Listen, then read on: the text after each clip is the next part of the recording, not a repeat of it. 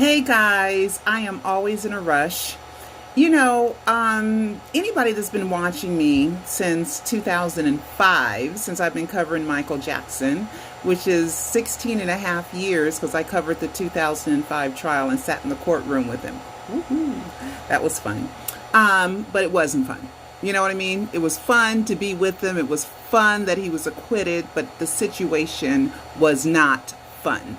Okay, at all. It was life or death, and freedom or incarceration. So I took it very seriously and I reported on it and I produced a documentary about it, The Trial and Triumph of the King of Pop, even though there were humorous times in there, like hot air balloons and just silly things. All right. So anyway, so you guys know I'm reading the appellant decision, Murray's request for appeal, and then the decision by the appellant court. Just ridiculous. Okay, ridiculous. I'm on page 15 of 24, and it's single space and small font. Okay, so I posted this and I wanted to kind of go over it with you, even though it is an Alive 2, Michael Jackson, The Great Escape. So please watch it to learn more information. But okay, I'm just going to show you guys. Okay, I posted it on Facebook and on Twitter, but I wanted to review it. Okay. LaToya supposedly went to Forest Lawn on August 8th to get a hair sample, right? Get a hair sample. What did you get the hair sample for, LaToya? To do further toxicology, because why else do you need the hair sample, right? So, I'm reading, and it says here, let me make this bigger, and bigger, and bigger. Okay, let me see. Okay, let me move this down. Okay. So, Murray had a lot of reasons why he should get a new trial. And another one of those reasons is Dr. KLEIN did not testify, right?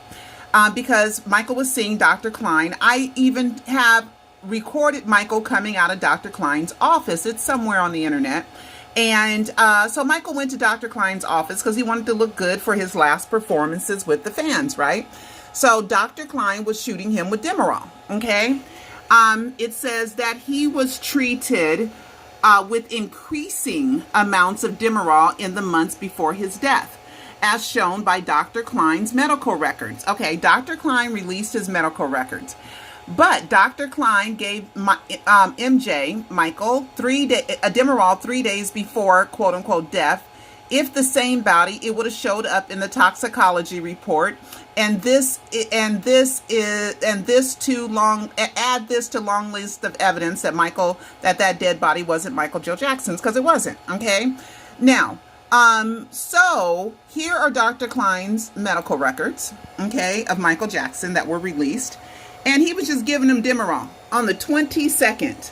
Okay, that looks like an 8 there, but it isn't. It's all the 22nd. It's just bad, typing. Okay, because it's all chronological in dates. So he was just shooting Michael with Demerol. Just shooting him with Demerol. Demerol, DML, Demerol injection. 3 days before. 3 days, okay, before.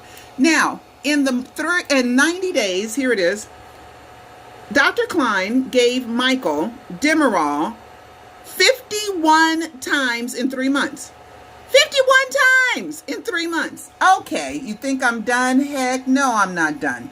Okay, so how long does Demerol stay in your hair? Because we know LaToya said she went to Forest Lawn, but Forest Lawn said they didn't have Michael Jackson's body and never had it, right? Forest Lawn doesn't have a name on the crypt. Forest Lawn won't put him in the database. Forest Lawn lies to some fans and says the body's there, but they're lying, and I'm sick of the lies and the confusion. All right, or we can't tell. Why can't you tell?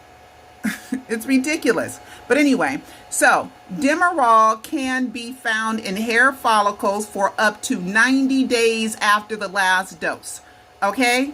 I mean, 51 doses. Didn't show up in the regular blood toxicology reports. 51 doses in 3 months. That means it's in your bloodstream for real, okay?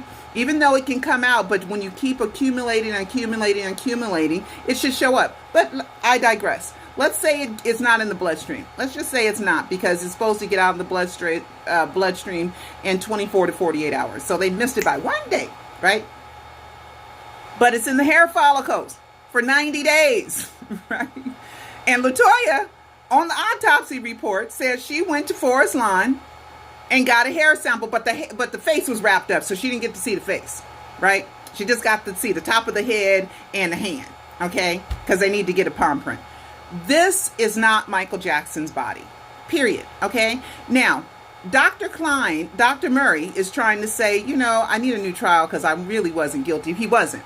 Now, we have medical records that Michael was given 51 doses with people saw me too, seeing Michael go into Dr. Klein's office and then the staff and everybody else. So they excluded Dr. Klein's testimony from him testifying, and they said because it would have been it would have taken too long. And since Demerol didn't show up in the toxicology report, what's the point? What's the point?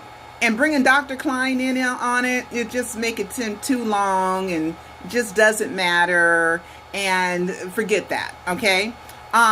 So, at no time did anyone think that this dead body isn't Michael's. Dr. Murray told Dr. Oz, and then I gotta go.